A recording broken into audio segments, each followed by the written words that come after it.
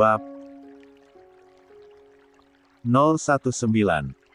Biar Haya nggak sakit, Liri Dewa mengulang berbarengan dengan air matanya yang jatuh.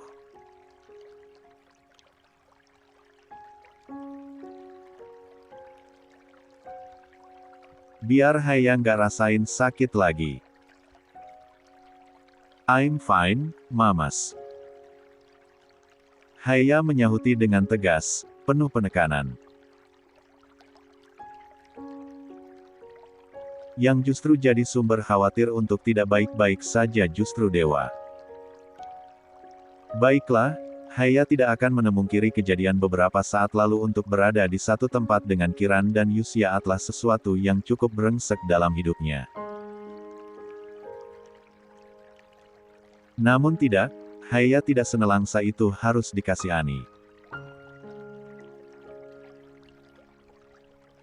Mamas ini kenapa? Tanya Haya pelan. Dewa diam. Dia juga tidak tahu dirinya ini kenapa, yang jelas hanya ingin minta maaf tak henti. Kekhawatirannya cukup menyiksa. Ketakutan Haya kemarin tentang kehilangan juga kini Dewa rasakan. Oh, tatapan Yusya dan bagaimana cara pemuda itu perhatian memang jelaskan semuanya. Ada beragam pertanyaan di kepala si dosen itu sekarang, tapi lidahnya serasa keluh untuk keluarkan kata. Haya cuma sebentar di sana, Mamas bisa tanya Buna tadi Haya berangkat jam berapa.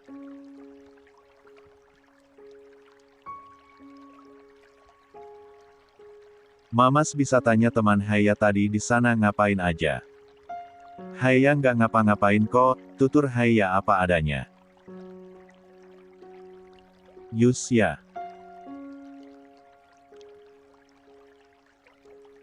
Liri Dewa hampir tanpa suara. Haya bungkam. Cemburunya Dewa berbeda. Dibanding marah dan kesal saat melihat David dengan Haya seperti tempo hari, Dewa justru pandang Haya dengan penuh tanya dengan pandangan nelangsa. Si bungsu lembayung itu menggeleng lemah, kendati bibirnya masih bungkam. Gue senang target lo bahagia bisa tercapai. Karena gue enggak. 46. Haya menggeleng lemah, seolah katakan tidak ada hal yang perlu Dewa khawatirkan. Namun ya, semua yang berhubungan dengan masa lalu adalah hal yang tidak bisa dipandang dengan baik.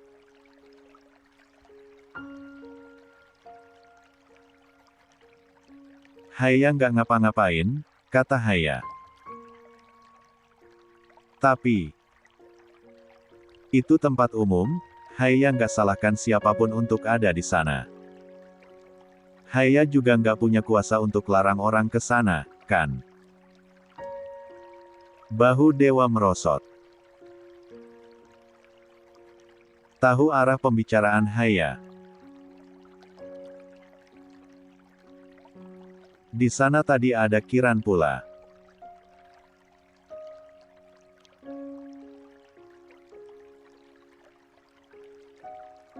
Mamas juga tahu kafe itu, karena sering ke sana, kan?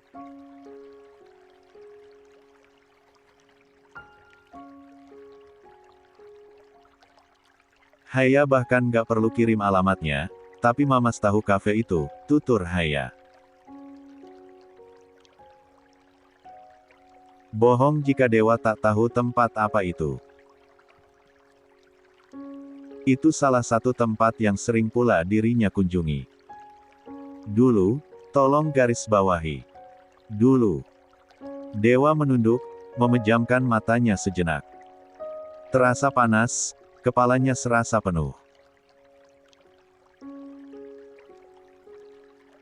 Perihal bentakan amarah dari Firdo, dan teguran dari guru besar masih belum bebaskan Dewa untuk memikirkan persoalan kampus. Belum lagi masalah mahasiswanya yang cukup sumbang pening Dewa hari ini. Iya, salah Mamas. Memang salah Mamas. Hampir tak terdengar, itu yang Dewa katakan, kendati setengah nyeri dirinya katakan demikian. Maafin Mamas. Mamas nggak tahu harus gimana, Dek. Semuanya serba salah sekarang, Mamas.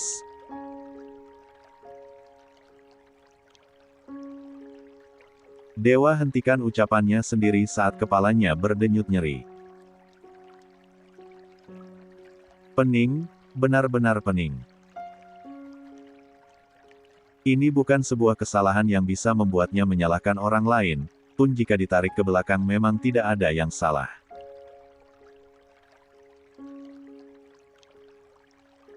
Waktu yang salah, karena tempatkan orang-orang yang tak bisa bersama itu di waktu yang sama. Mamas minta maaf. Haya tolong ampuni Mamas, kata Dewa kini mengangkat wajah memandang Haya. Haya menelan salivanya dengan tercekat, Dewa raih kedua tangan Haya. Kepalanya penuh disesaki pertanyaan-pertanyaan yang menyiksa. Kalau dirinya larang Haya untuk bertemu Yusya, apa itu akan timbulkan sebuah anggapan egois? Kalau dirinya larang Haya berinteraksi dengan Yusya, apa itu membuatnya dipandang jahat? Kalau dirinya bilang tidak suka melihat Yusya dekat dengan Haya, apa itu bisa diterima? Ayo berhenti. Jantung Haya hampir jatuh ke perut. Pandang Dewa dengan tanya, apa maksudnya? Ayo berhenti saling kasih sakit kayak gini, Dek. Dewa mengangguk lemah. Iya, ini nggak sebanding. Haya boleh caci maki Mamas sekarang, Haya boleh tampar Mamas sekarang, Haya boleh bandingkan hubungan Mamas sekarang, tapi boleh Mamas minta sekarang kita berhenti buat saling kasih sakit kayak gini. Untuk pertama kalinya, Sankara Mahadewa berbicara dengan memohon pada Haya. Buang segala wibawanya, berani untuk jadi paling rendah di hadapan Lembayung Himalaya si pemilik tempat paling tinggi.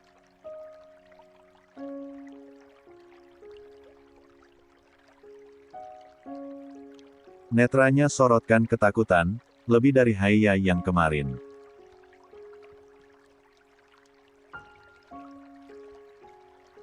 Haya masih diam, hendak tarik tangannya tapi Dewa menahannya.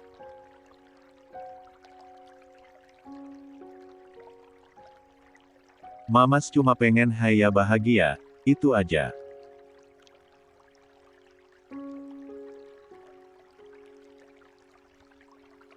Tanpa tahu masa lalu, tanpa harus tahu apa yang terjadi di masa lalu.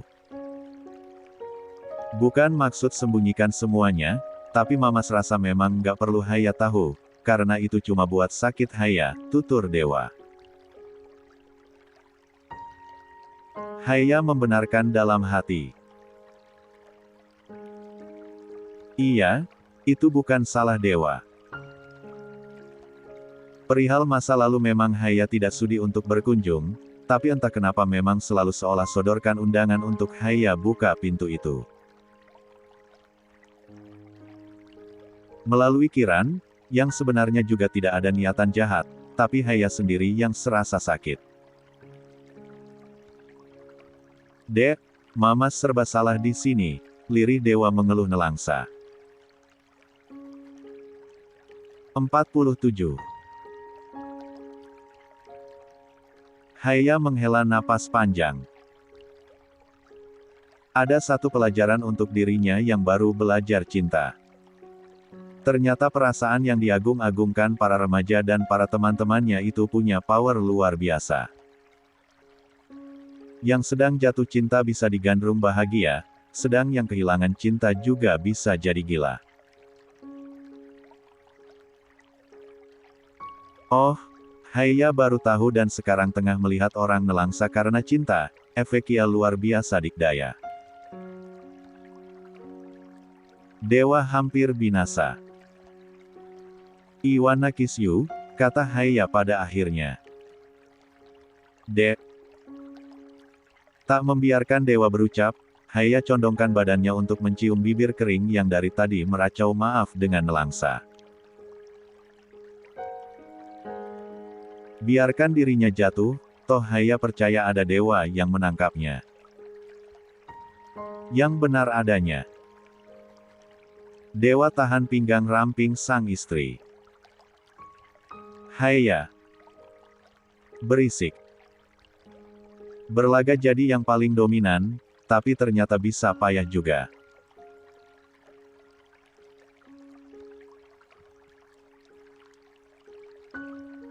Haya akan mengejek dewa nanti, kendati memang sebuah perasaan tak bisa Haya bohongi kalau dia juga takut. Khawatir, saat bertemu dengan Yuisa dan Kiran di waktu yang sama. Haya capek kayak gini terus, kata Haya. Dewa mengangguk pelan, pindahkan posisi Haya untuk ke pangkuannya. Dewa setujui jika semua perihal perasaan ini memang melelahkan. Namun bayangan Haya yang pengen mati, itu membuatnya memohon untuk tidak lagi terjadi. Haya seka jejak air mata dewa yang sempat lolos. Baru Haya sadari.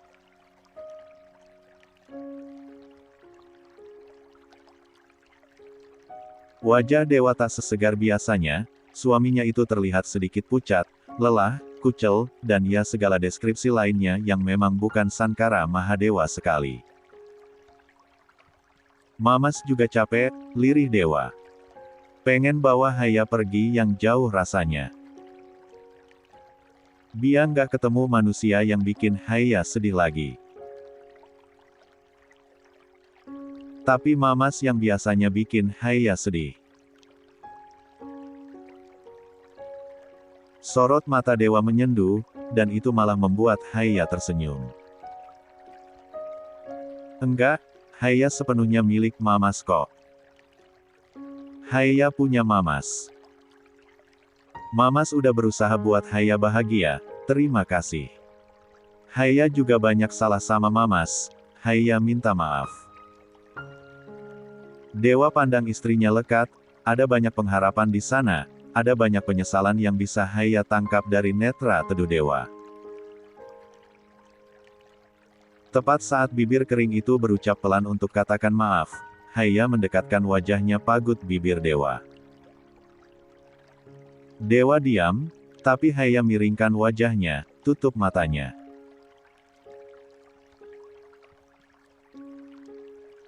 Beberapa saat, sebelum kini Haya menjauhkan wajah, mengerutkan kening memandang dewa dengan sedikit protes.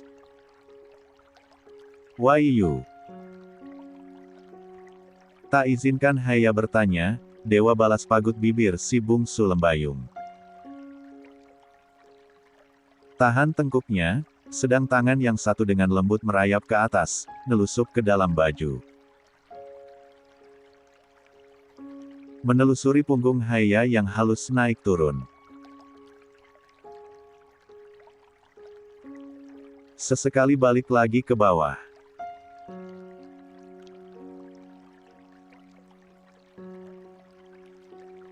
Tarik tubuh istrinya itu biar mereka lebih rapat lagi.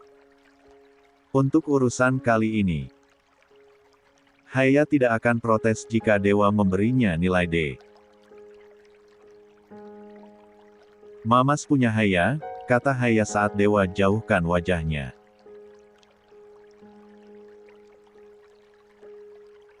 Dewa menengangguk lemah. 48. Bukan Kiran. Bukan orang lain.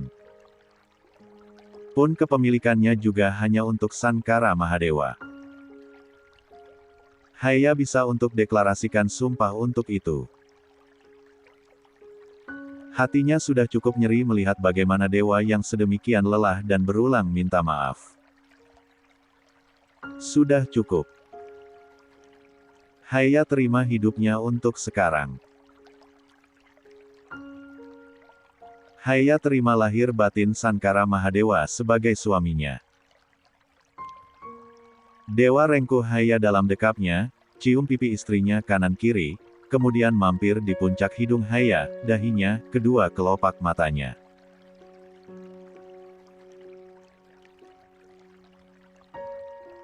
Iya, Mamas punya Haya. Itu yang dikatakan dewa sebelum bibir tipis itu dewa pagut lagi. Rampas segala yang bisa dewa renggut. Cumbus semua yang bisa ia pagut. Haya melenguh, buat dewa kini kembali tarik pinggangnya untuk kian merapat kian menuntut.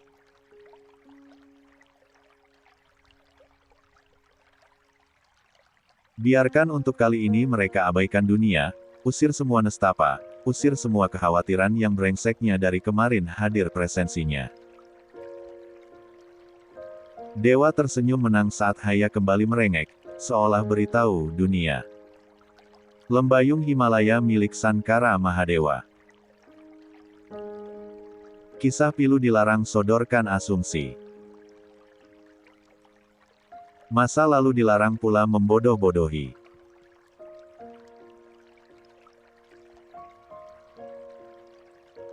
Pun termasuk abaikan satu pesan masuk. New message from Pak Firdo Wakil Dekan FIB. Saya dapat teguran untuk data mahasiswa. Ada pencatutan data. Apa bisa kita bicara sebentar, Pak Dewa? 49. Mas Dwipa. Dwipa yang baru keluar dari kontrakan bersama Felix itu menoleh. Ada Kiran di sana yang membawa sebuah paperback. Felix mengerjap takjub, heboh menepuk pundak Dwipa. Sedang sahabatnya itu terlihat mengerutkan kening, geplak Felix yang tadi heboh tepuk pundaknya. Lo beneran kesini? Tanya Dwipa.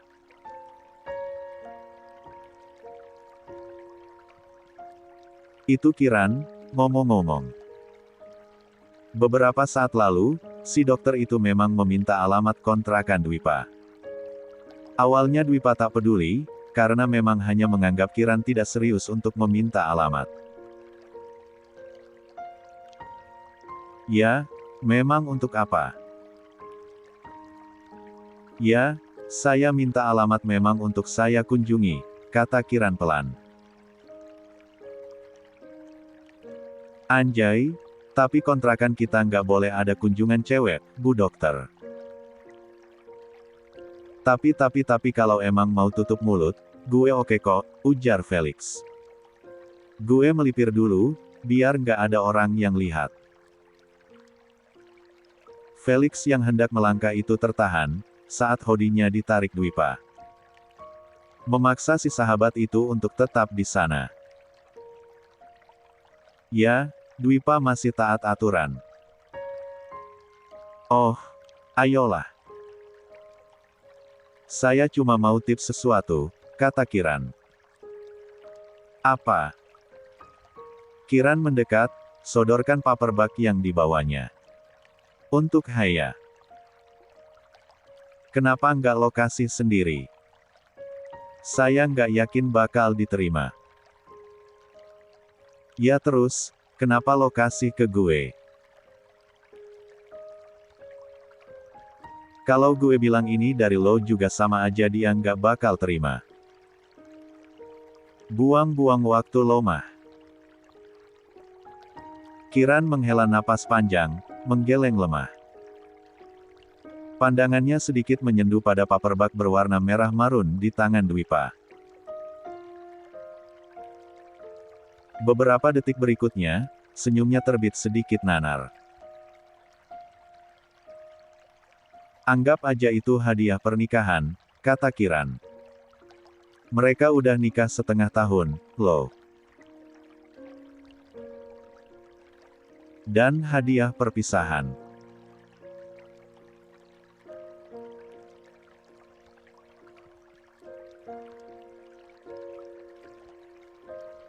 Dwipa mengerutkan kening, menoleh pada Felix tapi Dwipa berdeci pelan saat Felix kini terlihat sedang mengintip apa sebenarnya yang ada di paperback merah marun tersebut.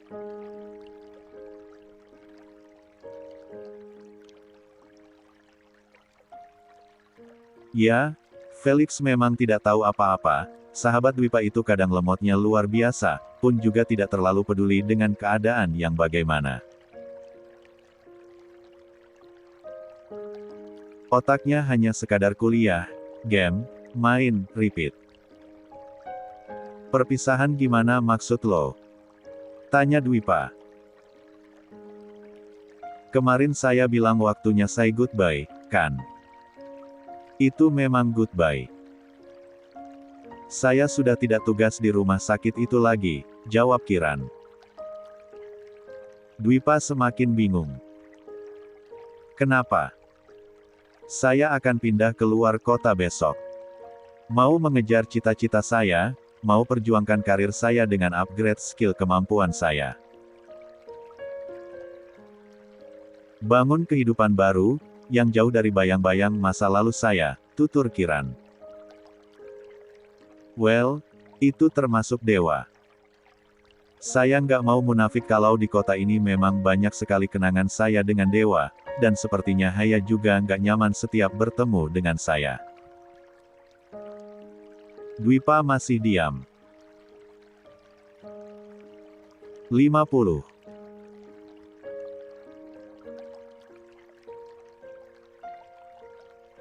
Kembali lirik Felix, yang kali ini ikut mendengarkan tapi dari wajahnya, Dwipa tidak yakin apakah Felix paham maksud ucapan Kiran. Dan itu, kain cantik untuk Haya.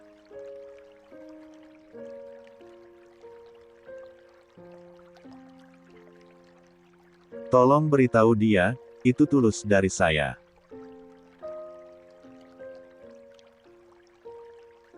Mau diapakan? Terserah dia, tapi setidaknya Haya tahu kalau saya memang tulus memberi itu untuk dia, kata Kiran menambahi. Lo bisa kasih sendiri ke dia. Kiran menggeleng lemah. Nggak bisa. Saya tahu ketakutan dia, dan ucapan soal masa lalu yang nggak bakal bisa datang lagi, akan saya tunaikan. Saya nggak mau jadi perusak rumah tangga orang. Dwipa tak paham, wajahnya masih lempeng untuk tak berikan ekspresi berarti saat berhadapan dengan dokter cantik itu. Ya, kendati kenal, Dwipa juga tak munafik untuk tetap merasakan skeptis. Kendati satu sisi kini memaklumi Kiran yang memilih pergi. Tolong sampaikan terima kasih saya juga ke Dewa, berkat dia, saya bisa lengkapi data diri yang saya butuhkan, imbuh Kiran. Titipan lo banyak banget, ngerepotin, celetuk Dwipa. Kiran tersenyum, ambil sesuatu dari saku blazernya. Sebuah kertas, tertulis nomor dan juga alamat. Itu alamat Mbak Rinda.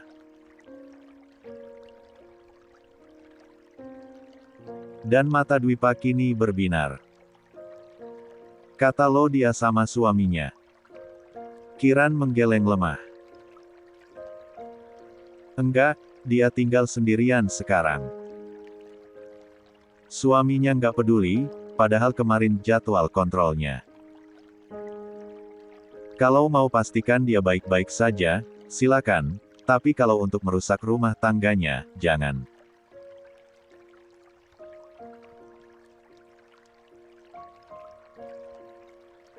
Well, rumah tangganya sudah rusak, kan? Kiran mengernyit samar. Mas Dwipa. Posisi kita beda, meski sama-sama masa lalu. Kiran menghela napas panjang. Dia tidak akan menghakimi.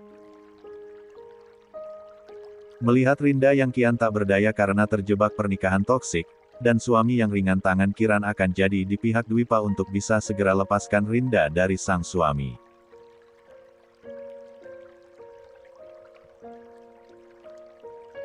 Ya, pokoknya itu yang mau saya sampaikan. Mohon bantuannya, tutur Kiran dengan tulus. Gue bakal kasih titipannya ke adek. Goodbye Dr. Kiran. Semoga lo ketemu orang yang buat lo bahagia. Mas Dwipa juga.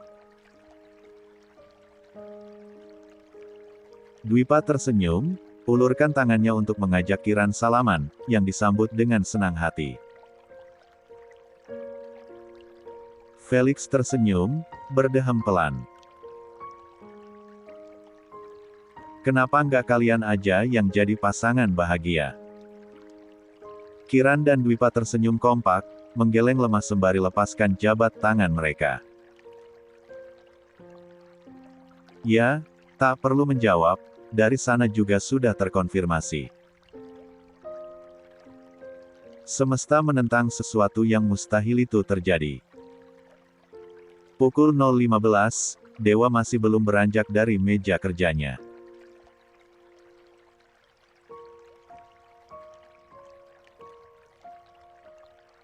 Matanya masih fokus menghadap laptop yang menyala, dan dokumen yang terbuka. Tidak bisa diganggu sejak sore tadi setelah membaca pesan dari Firdo. Ada percakapan yang terjadi antara mereka via panggilan suara, dan itu berisi Firdo yang marah-marah terkait data mahasiswa yang terdapat keanehan. Haya mengerjap pelan, mengucek matanya saat tak mendapati Dewa di sampingnya. Yang tadinya berkata akan tidur jam 10, ternyata masih terjaga di tempatnya. 51. Mamas, panggil Haya. Dewa menoleh. Dalam, sayang. Haya duduk, dan itu membuat Dewa kini beranjak dari tempatnya. Kenapa? Butuh apa? Haya memberengut, kenapa mirip kayak anak kecil yang kebangun di malam hari terus disamperin dedinya begini jadinya.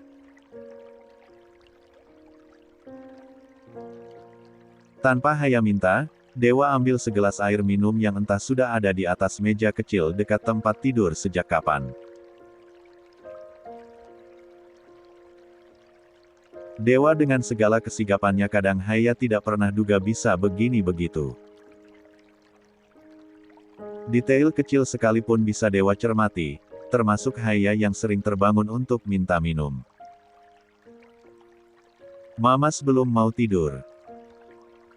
Tanya Haya menerima segelas air yang disodorkan Dewa. Masih ada data yang harus Mamas periksa. Besok harus ketemu sama Pak Firdo dan bicarakan masalah ini, jawab Dewa. Nggak bisa ditunda dulu kah?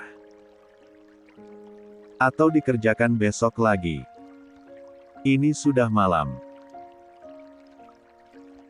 Pun Haya tahu hari Dewa memang tidak mudah. Laptop yang ketinggalan saja sudah menjelaskan bagaimana Dewa yang memang keteteran. Sesempurnanya Sankara Mahadewa, masih menyimpan kecerobohan.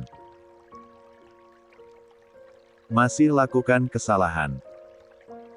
Ya, normalnya manusia.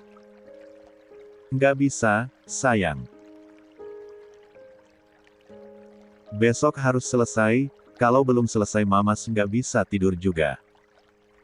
Masih kepikiran, jadinya malah pusing.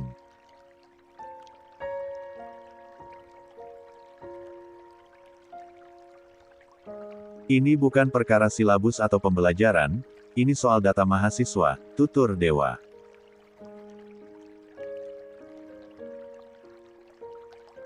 Haya tidak paham, tapi ditilik dari dewa yang bicara dengan serius memang tak bisa dipungkiri jika itu memang penting.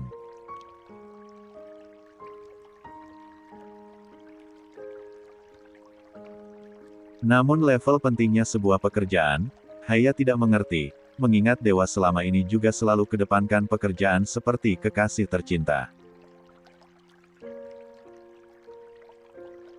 Ini udah malam, gumam Haya. Haya tidur lagi Gi, kata dewa kemudian ambil kembali segelas air minum dari Haya, letakkan ke tempat di mana tadi dewa ambil. Nggak bisa tidur kalau nggak ada Mamas. Nggak bohong, memang begitu adanya. Setiap menyadari tidak ada dewa di sampingnya, Haya terbangun. Tak enak pula tidurnya karena sendirian.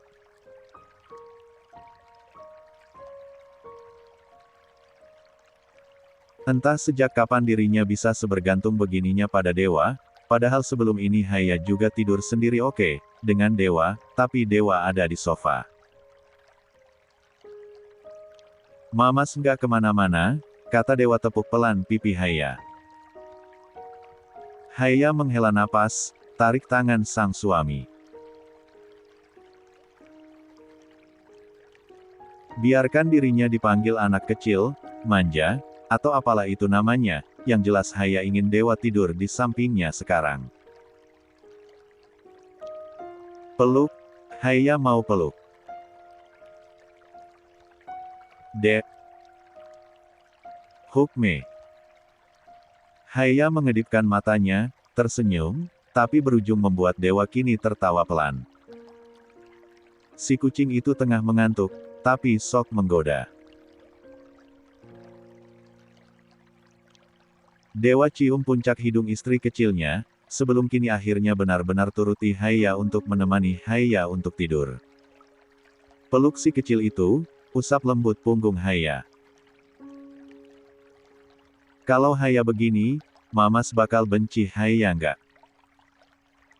Kalau Haya manja, Mamas bakal ilfil nggak?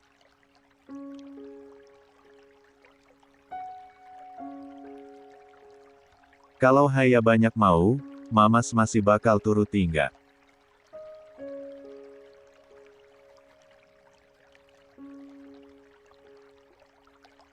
Dewa tampak memasang wajah berpikir, membuat Haya mendongak memandangnya. Sekian detik berikutnya, Dewa menggeleng lemah. 52. Kayaknya Mamas bakal keberatan sih, kata Dewa. Haya menggembungkan pipi, matanya yang sudah mengantuk itu memandang Dewa dengan sedikit memelas. Sedang yang dipandang mengulung senyuman, tangannya menelusup ke balik baju, buat Haya menahan napas saat rasakan telapak tangan Dewa tanpa penghalang kain. Kayaknya Mamas bakal protes, kata Dewa. Protes apa? Kenapa nggak dari dulu begini? Mamas jadi penasaran, ini Haya yang dulu galak itu. Apa ini Haya yang beneran nggak mau Mamas sentuh itu?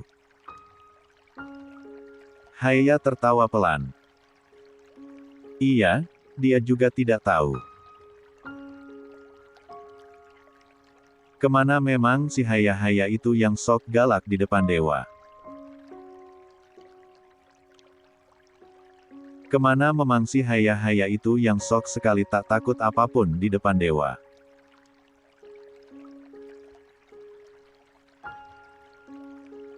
Namun apa peduli Haya atas pertanyaan itu, kalau dirinya dinaungi penuh cinta dari Sankara Mahadewa.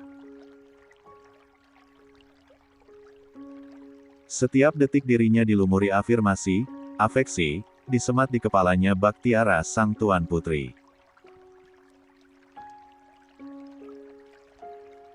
Terlukis untuk si paling Dewa cintai, dan Haya terima itu semua dengan senang hati. Tapi Mamas bersyukur buat semuanya, terima kasih, bisik Dewa mendekatkan wajahnya.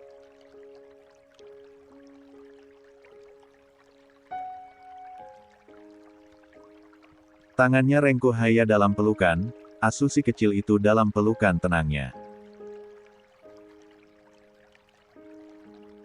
Maaf atas semua kesalahan Mamas, mohon untuk semuanya.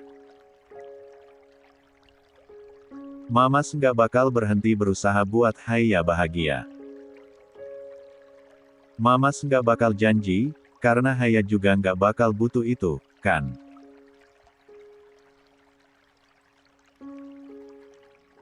Benar, Haya mengangguk, tenggelamkan wajahnya pada pelukan sang suami. Hek, kantuknya semakin serasa berkali lipat dalam tutur sapa lembut dewa. Orang yang memeluknya ini memang punya mantra yang bisa membuat tenang jiwa dan raga. Tidur sekarang, kata dewa kemudian cium puncak kepala Haya. Iwan nakis. Udah malam, enggak? Haya merengek. Iwan nakis. Dewa menghela napas panjang. Jujur, dirinya lelah. Bersyukur dirinya masih cukup waras untuk tidak neko-neko menghadapi Haya, karena sadar benar dirinya masih sibuk urusi data mahasiswa yang dari sore jadi pusat khawatirnya. Amarah Firdo selaku wakil dekan FIB itu cukup membuahkan pikiran buruk, ngomong-ngomong.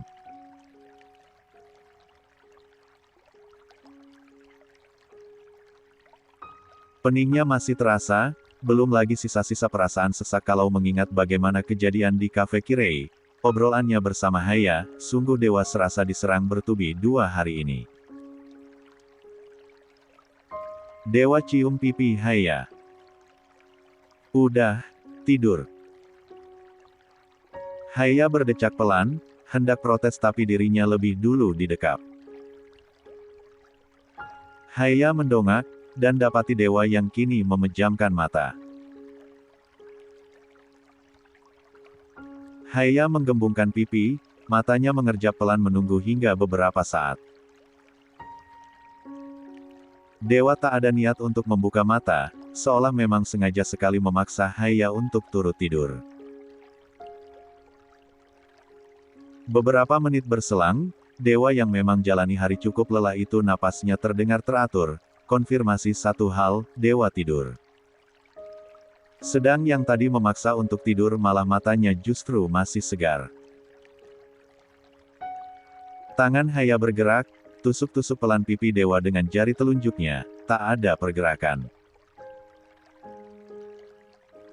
Mamas, panggil Haya pelan tapi tak disahuti oleh sang suami. Ya, memang tertidur. Undang bagian delusional Haya kini hadir, membuat si empu cengar-cengir. Ingat dengan buku yang Haya baca. Katanya, seseorang akan menjadi lebih cepat mengantuk saat bersama dengan 53 orang yang nyaman. Bagian realistisnya berkata kalau dewa memang luar biasa lelahnya, tapi untuk kali ini Haya yakini dulu bagian delusionalnya. Well, itu akan absolut Haya iyakan kapan-kapan. Si bungsu lembayung itu tersenyum, curi kecupan lembut di bibir dewa. Tangannya bergerak, sentuh pundak hidung mancung sang suami. Haya mau besok anak Haya mancung kayak ayahnya, gumam Haya. Ya nggak tahu kapan sih punya anak, tapi Haya mau hidungnya kayak ayahnya. Matanya juga. Enggak ding. Kadang kalau ngelihatin serem juga kalau lagi serius, alisnya aja. Sama bibirnya juga. Semuanya. Haya cekikikan sendiri.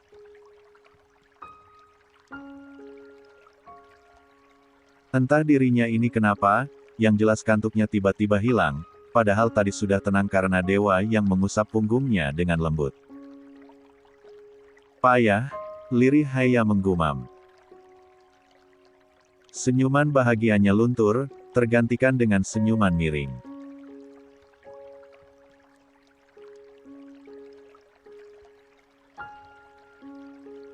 Alis kanannya terangkat, seiring dengan telunjuk Haya kini sentuh lembut pelipis dewa, turun ke pipinya, mampir ke hidungnya, dan berakhir di rahangnya.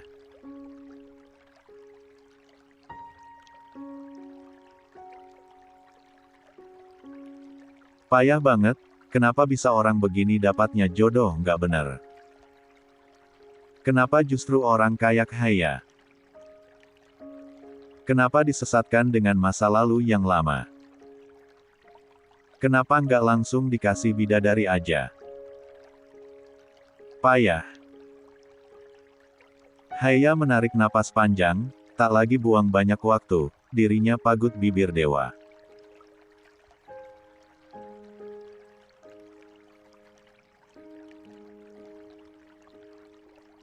Beberapa waktu, sampai yang dicumbuk kini membuka mata, balikkan keadaan, tangannya masih menelusup di baju Haya kini bergerak untuk rengkuh si bungsu lembayung untuk merapat, naik untuk usap lembut punggung Haya. Haya mengerjap baru sadari dewa bangun, hendak jauhkan wajahnya tapi dewa lebih dulu mendekat, buat Haya kini di bawahnya. Haya yang minta, jangan nangis. Haya mengedikkan bahu. Haya minta kiss doang. Dewa memejamkan matanya sejenak.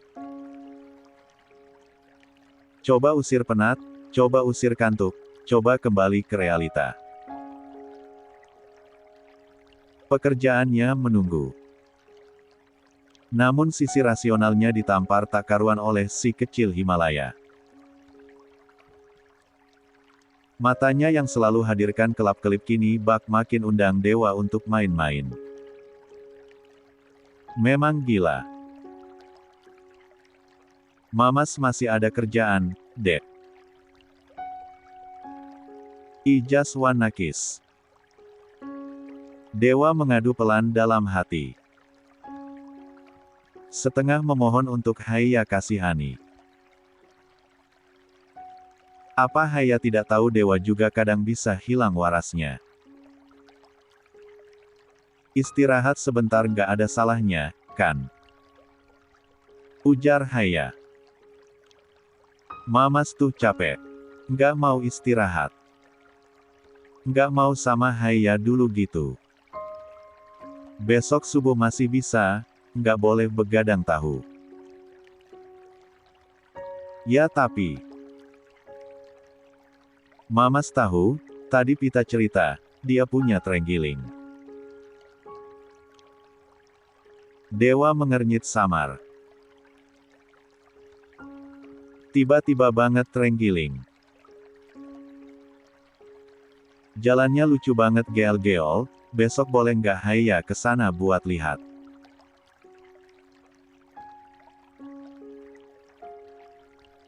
Kayaknya lucu kalau bisa temenan sama Cimol.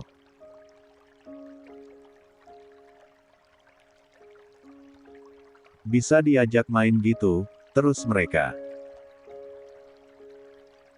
Bibir tipis itu dewa bungkam, tak biarkan Haya bicara.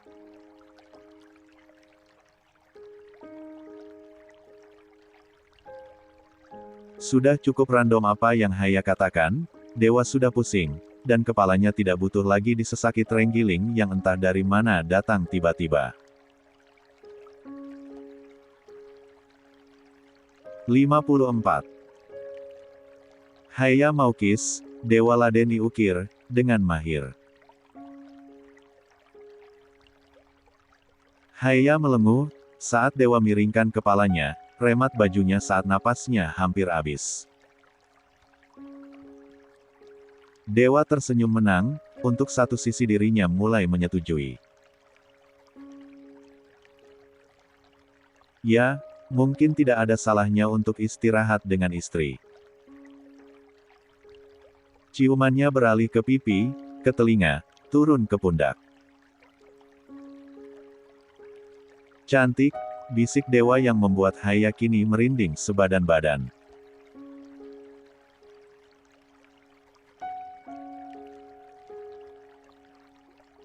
Rasakan ciuman dewa kini beralih ke lehernya, awalnya kecup ringan, sebelum kini berubah jadi sesapan, torehkan ungu pekat yang jelas besok tidak mudah minggat.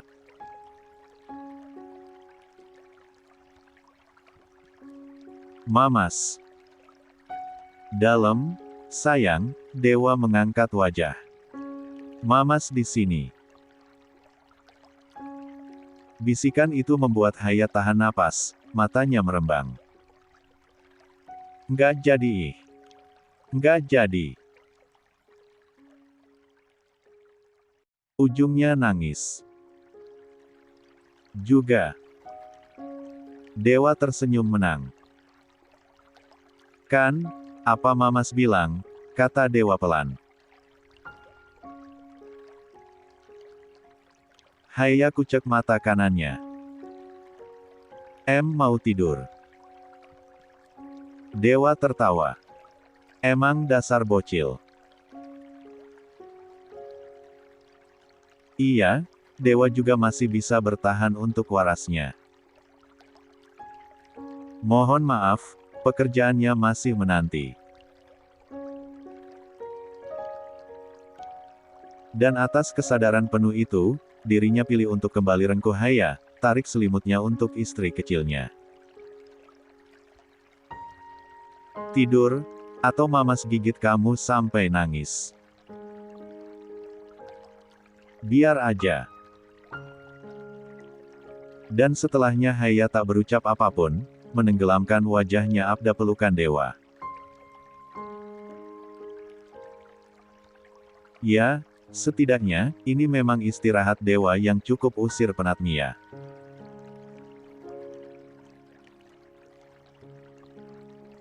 Dewa akan pejamkan mata barang sejenak, sebelum nanti kembali bangun dan kembali ke realita. Harus kejar keasilan data-data yang bocor yang dituduhkan karena dirinya. 55. Hari baru, semangat baru. Mungkin itu yang cocok untuk menggambarkan istri Sankara Mahadewa. Haya baru tutup kotak bekal makan siang untuk suaminya. Pagi tadi membantu Mita dan Bi Vivi untuk masak, dan itu cukup buahkan senyum manis. Haya ada kelas hari ini? Tanya Mita. Haya nggak ada kelas hari ini Buna, libur. Ada apa? Ikut Buna ke sanggar yuk hari ini, Buna kasih tunjuk sesuatu buat Haya. Apa itu? Ada pokoknya, baju, cantik banget. Dan atas ajakan itu, Haya mengangguk semangat.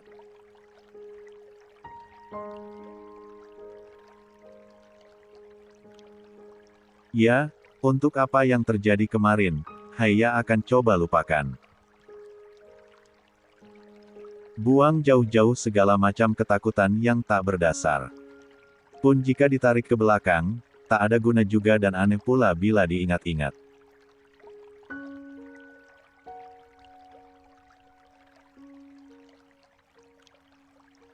Tak ada habisnya membahas masa lalu, bukan hanya Haya yang perlu dikasihan, Haya juga tak tega melihat dewa yang sedemikian sedih.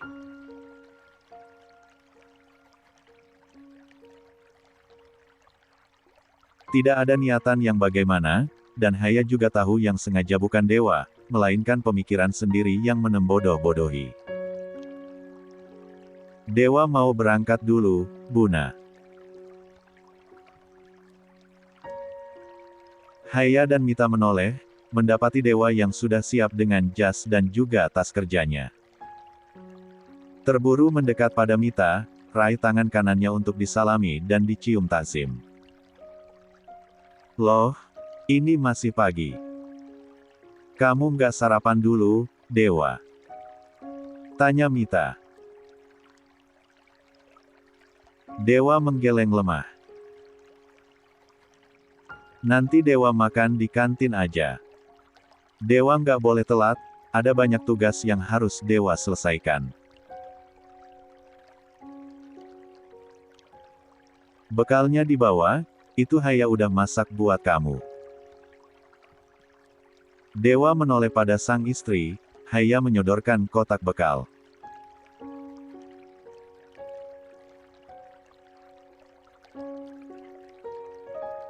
Netranya terlihat tuh, Dewa tidak akan bisa untuk tidak memuji bagaimana tatapan polos dari Haya yang selalu saja getarkan hati.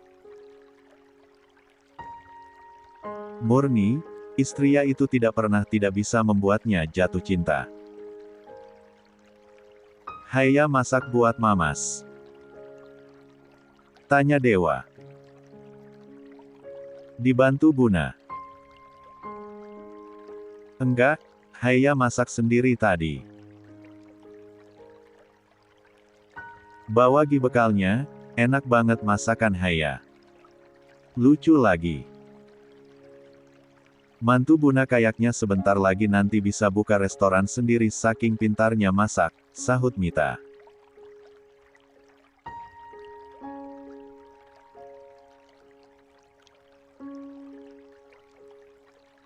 Dewa tersenyum, mendekat pada Haya dan mengangguk percaya apa yang dikatakan Mita.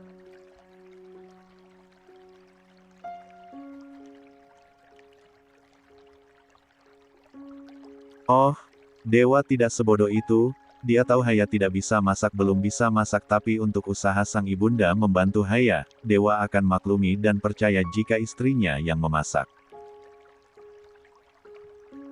Terima kasih sayangnya Mamas, kata Dewa lembut. Tangannya terulur usap lembut rambut Haya, sebelum kini ambil kotak bekalnya. Haya hanya diam. Kenapa ya begini?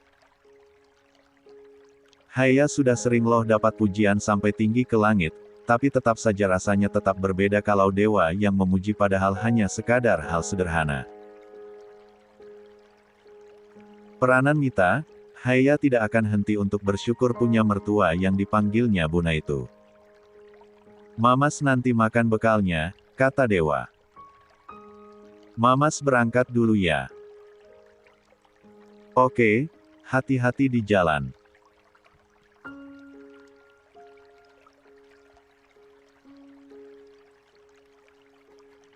Dewa mengangguk, cium pipi Haya sebelum kini sekilas curi kecupan di bibir Haya. Pamit terakhir sebelum usak lembut rambut Haya untuk yang terakhir mengucap salam dan keluar dari dapur. 56. Wajah Haya memerah, melirik Mita yang sibuk mengupas apel, berlaga untuk tidak melihat. Haya mau. Tawar Mita menahan senyuman.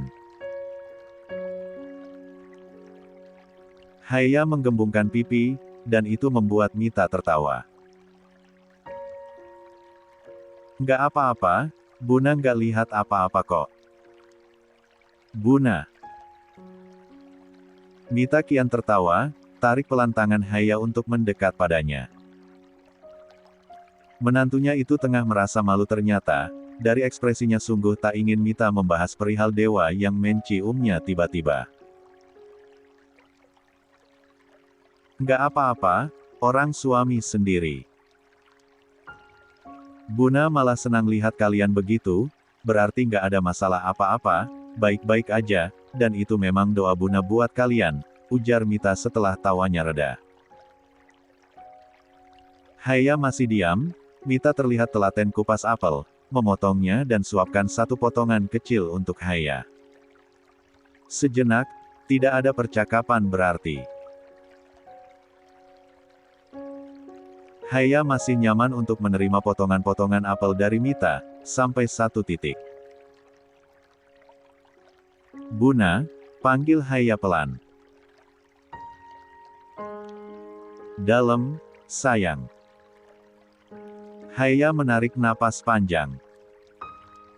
Harusnya Haya sudah terbiasa dengan segala jawaban dan kelembutan dari keluarga sang suami, tapi tetap saja selalu ada rasa iri dan kagum kalau sudah dengar bagaimana mereka bicara. Buna nggak mau nuntut apapun dari Haya. Lirih Haya bertanya. Mita mengernyit samar. Nuntut gimana maksudnya? Tanya Mita tak paham. Apapun, target atau apapun. Haya menjeda kalimatnya. Cucu mungkin. Mita tersenyum manis, menggeleng lemah. Nduk, kata Mita kini letakkan pisaunya. Buna ini bukan orang tua sempurna, rasanya nggak pantas untuk menuntut kesempurnaan sama anak Buna.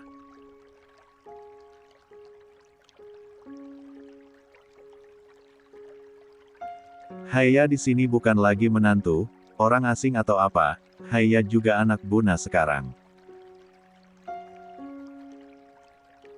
Haya bungkam, dalam hati lagi-lagi berdesir untuk dengarkan Mita yang berucap demikian lembutnya. Tahu benar, bagaimana lembutnya dewa itu warisan dari siapa. Dewa itu nggak pernah neko-neko, dia dari dulu nurut sama Buna.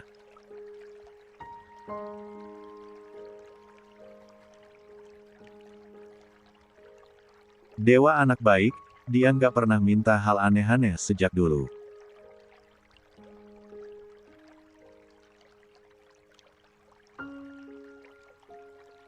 Justru Buna yang buat kesalahan, menuntut sesuatu yang justru buat dewa dalam masalah besar, ujar Mita hati-hati. Perjodoban maksud Buna. Mita mengangguk lemah. Bukan maksud Buna anggap Haya bagaimana, tapi memang ini kesalahan Buna juga. Buna nggak bisa berhenti buat merasa bersalah, sayang.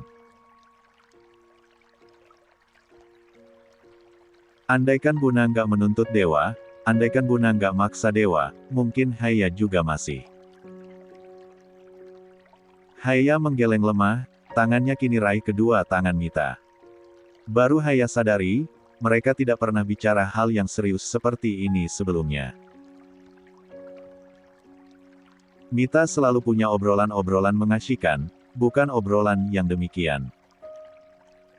Haya udah terima lahir batin, Buna.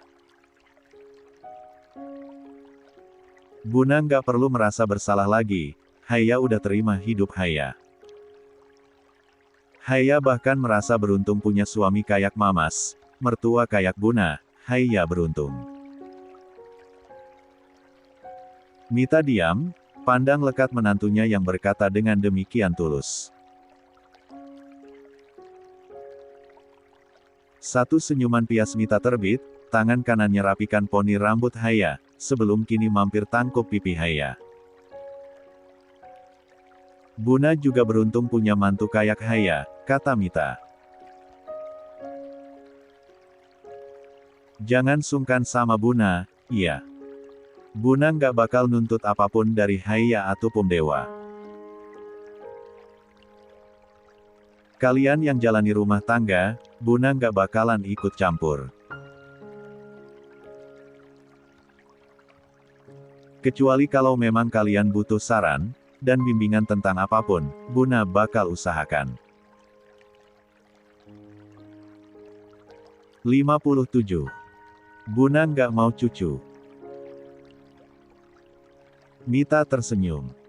Buna mau cucu, tapi Buna lebih berharap Haya dan dewa bahagia. Tata dan siap dulu, mental kalian lebihlah penting dari semuanya.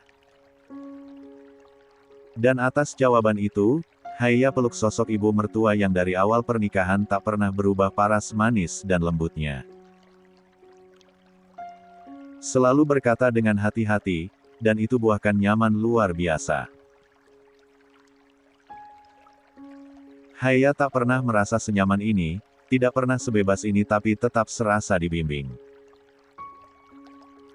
Si paling pantang terlihat lemah itu sebenarnya bisa memiliki sifat itu karena dari kecil selalu disetir, selalu dibebani tuntutan, dan kali ini Haiya belajar. Apa itu mendahulukan sebuah kewarasan dibanding sebuah target yang tak manusiawi. Terima kasih, sudah jadi mantu Bunaya, sayang. Dan Haiya rasanya ingin menangis sekarang. Pak Dewa.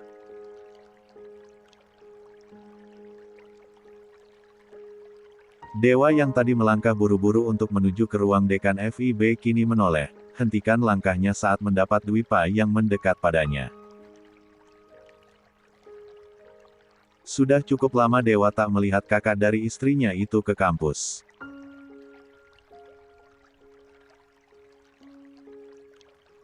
Ya, mereka tidak lagi punya kaitan tentang skripsi, jadi Dewa asumsikan memang hari-hari kemarin Dwipa tak ada jadwal untuk bimbingan.